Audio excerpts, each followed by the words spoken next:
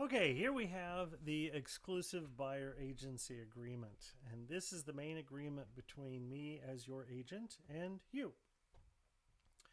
On the top here, now this is a blank form, of course, like all the other others I'm showing here. This is a blank form, and I will have most of it filled out with your information when I actually send it to you. So up here will be your name, whoever is buying the house, married couples, single persons, married individuals, etc. We'll put your name there. This is asking for the general location that you're looking. It's nothing, not a huge deal. It doesn't have to be perfect. The term, we will set a term of our agreement. So we decide, I typically like to put 6 months to a year. There's no obligation. We can quit each other at any time for any reason. If you get tired of me, you can say, I don't want you to be my realtor anymore. But usually I put the length to be like 6 months from today, 12 months from today, something like that. We'll put a price range here. Again, that's not set in stone, but it's something we can just put in there to give us an idea where it's going, okay? You'll initial the bottom of each of these pages, okay? As far as the commission and the compensation, right here, Keller Williams will receive, and then I will receive 3% commission on the sales price. You do not pay that. The commission comes from the seller, from the seller's proceeds. So you, as the buyer, do not pay that commission. The only thing you, as the buyer, will pay is a flat fee to Keller Williams of $250, and that will be in here. That will come at the very end of the deal at the closing table, we call it. Okay. This just explains some of the ways in which that commission is paid. And if we move on this page here, whenever you buy a house, you're going to want to do a few inspections on it, like make sure the major systems are working, make sure there's no termites or that sort of thing. We typically do general inspection, termite inspection, radon inspection.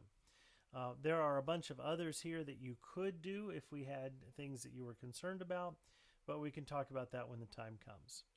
Okay. In this, I will be serving as your designated agent. That means I am your agent. I'm not the seller's agent. I'm not trying to benefit the seller. I'm not trying to cheat the seller, of course, but I'm serving you as the buyer. So I am loyal to you. I'm obedient, quite literally, to you. I will keep your information private, and just that I am there to serve you in this process and take care of this whole process alongside of you. Okay? So that means also for you that we work together, that you don't work with any other agent except me. And that's part of the reason that we have this agreement put into place, so that we know that we're working together. We typically do not do what is called dual agency. In dual agency, I might represent you, but then what if you're interested in a house that I am listing for another one of my clients? In that case, I can't genuinely represent both you and my seller. That would put me in a dual agency or a transactional type of agency, in which I'm not advocating for anyone. I'm just advocating for the deal. And that's exactly why I don't like dual agency. I want to represent you, and to be the one that works the deal in your favor, not just one that puts two things together. That's not fair to you. So I don't like to do that. And that's the description there, transaction broker. Okay. Any other legal issues here? There are lots of laws that have been put into place to protect people from any kind of mortgage fraud, any kind of mortgage discrimination or housing discrimination. We definitely abide by the Fair Housing Acts and want to make sure that everyone gets a fair shake at properties and that sort of thing. So there are a few more details about that that we do want to make sure we take care of. Keller Williams is my broker. I work with that broker. I do not work for them, but I work with them. Commissions are paid to Keller Williams and then dispersed to me. This explains that there are some home warranty programs that can be put on a house that you buy, either by the seller or by you. And if you decide to buy that, then that protects your major systems in your home for a year at a time. Okay?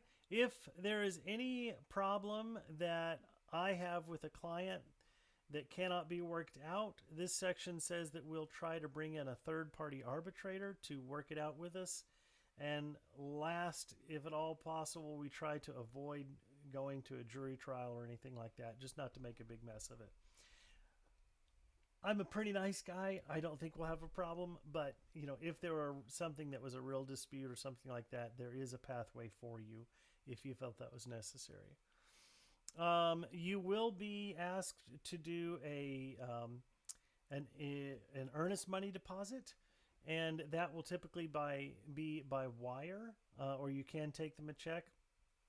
But you should read this part of the document carefully, because you don't want to be a victim of wire fraud. You want to read carefully how your title company will request money.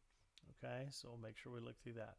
That's the end of the buyer's agency agreement. We'll sign these parts here. Of course, that'll be done electronically. And yeah, that's pretty much that particular document.